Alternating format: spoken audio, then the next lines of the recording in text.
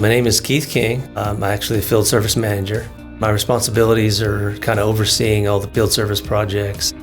Well, I started in 2010 at Holloway. A friend of mine actually worked for Holloway, and he kept calling me and saying, hey, this is a great place to work. I took him up on it, so I went and applied, and here I am, 10 years later. We have so many clients now that we've become on a personal level to where, we're friends. We've even talked outside of, when it comes to work, just to visit and send Christmas cards to, just even phone calls, just say, hey, how's it going? How you doing? It happens all the time.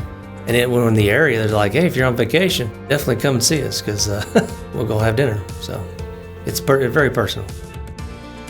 Holloway's such a tight-knit family.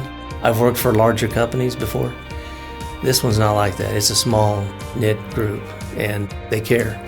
They really do. They care about their clients, the people that we're dealing with, and we stand behind what we say.